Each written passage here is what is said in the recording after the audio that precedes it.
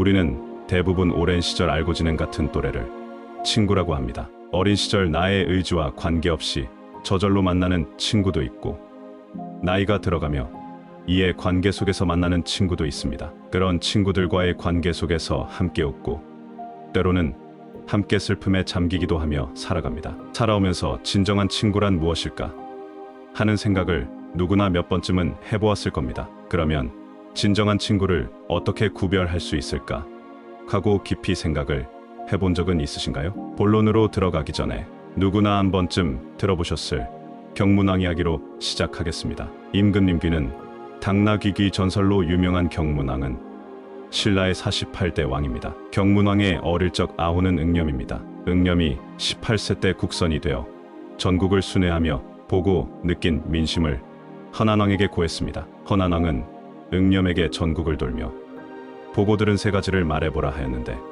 응념이 답하기를, 첫째는 남의 윗자리에 있을 만한 지덕을 갖춘 사람이 겸손하여 남의 밑에 앉아 있는 사람을 보았습니다. 둘째로는 부유하면서 그 행실이 겸손하며 검소하게 옷을 입는 사람을 보았습니다. 셋째로 유력한 세력가이면서 자신을 낮추고 그 위엄을 보이지 않는 사람을 보았습니다라고 답을 하였습니다. 슬하의 딸만 둘을 두었던 헌안왕은 응념의 답을 들은 뒤 그의 현명함을 알게 되었고, 그에게 두 딸 중 하나를 택해 부마가 되기를 명했습니다. 헌안왕의 두 딸 중 첫째 공주는 그 용모가 아주 추하게 생긴 반면, 둘째 공주는 미인으로 소문이 자자하게 나 있었습니다. 응념은 당연히 둘째 공주와 혼인을 하기로 마음먹고 혼인 준비를 하고 있었습니다. 그때 응념의 중마고이며 교법사로 있는 흑륜사의 승려 친구가 찾아와 이 혼사는 마땅히 첫째 공주와 해야 하며 그것이 사람의 당연한 도리라 말했습니다. 응념은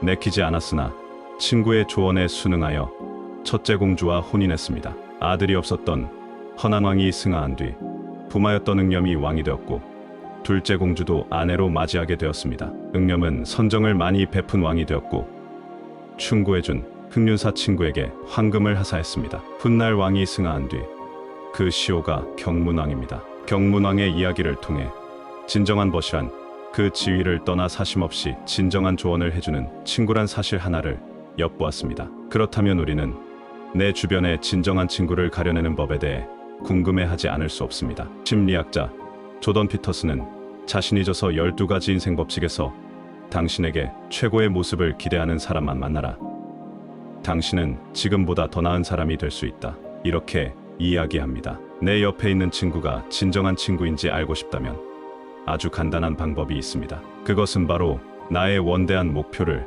친구에게 말해보는 것입니다. 좋은 친구는 나의 목표에 관심을 기울일 것입니다. 그는 내가 좋은 선택을 하도록 힘을 보탤 것이고 조언도 아끼지 않을 것입니다. 그렇지만 내가 만일 게을러지거나 잘못된 길로 가려 한다면 그 친구는 쓴소리도 마다하지 않을 것입니다. 그로 인해 나 자신은 사소한 결정에도 신중에 신중을 기울일 것이며 원대한 목표를 이루기 위해 각오를 다지고 최선을 다할 것입니다. 그에 반해 나쁜 친구는 나의 목표에 별로 관심을 갖지 않을 것입니다. 오히려 내가 어려운 일을 해내더라도 그 성취를 깎아내릴 것입니다. 그 이유는 내가 긍정적으로 변화되고 성공할수록 상대적으로 그 친구의 부족함이 드러나기 때문입니다. 그렇다면 이번에는 내가 다른 친구에게 어떤 친구가 되어야 할까도 생각해보는 것이 어떨까요? 오랜 시간 가깝게 지내던 친구가 어느 날 갑자기 낯설게 보이고 우정이 삐걱거릴 때 느끼게 되는 이 감정을 우리는 알아야 합니다. 질투라는 감정입니다.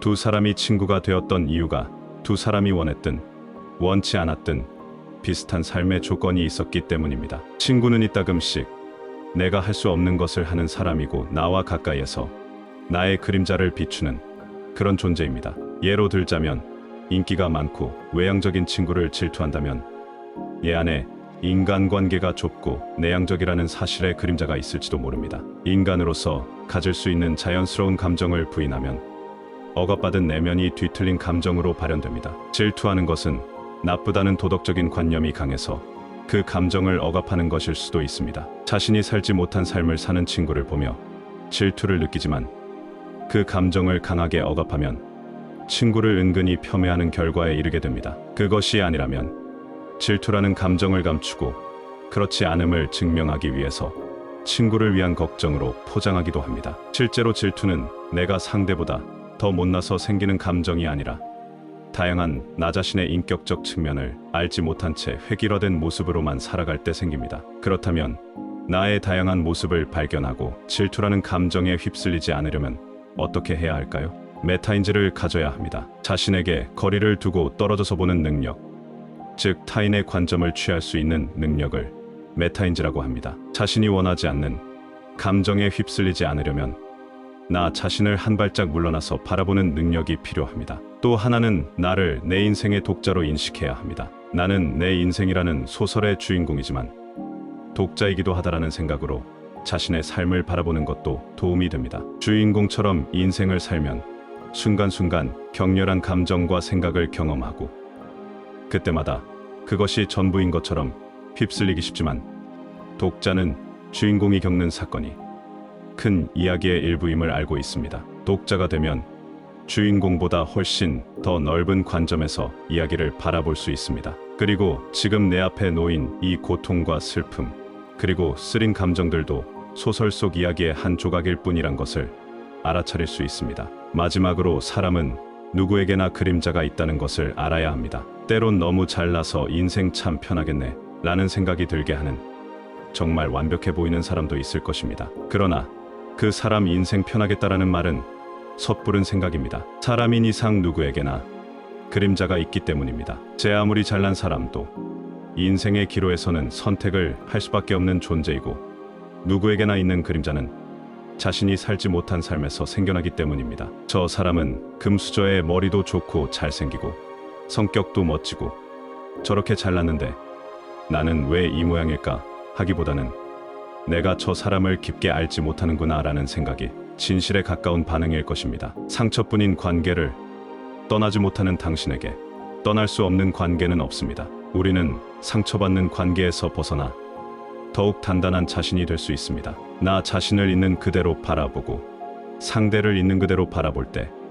마침내 원하던 내가 될 수 있습니다. 자신의 내면을 들여다보고 질투와 같은 감정에 휩쓸려 자신을 잃고 원치 않는 내 모습으로 인해 소중한 친구를 놓치는 우를 범하시지 않길 바랍니다. 심리학 교수 조던 피터슨의 글들을 통해 진정한 친구를 구별하는 방법과 진정한 친구가 되기 위한 방법에 대해 이야기를 나눠보았습니다. 우리는 우리 자신의 한계와 부족함을 인정하고 충실한 마음과 상대를 배려하고 헤아리며 사는 것이 중요합니다. 이것이 우리가 더 나은 사람이 되고 성장할 수 있는 첫걸음입니다. 우리 자신을 인정하고 사랑하는 것이 우리 주변의 사람들과의 관계를 향상시키고 삶을 보다 풍요롭게 살아갈 수 있는 지름길이 됩니다. 그러므로 자신의 부족함을 인정하고 이를 극복하고자 노력하는 것이 우리가 가져야 할 바른 인간성이라고 확신합니다. 여러분들께서는 이 영상을 시청하며 진정한 친구에 대한 각자의 생각과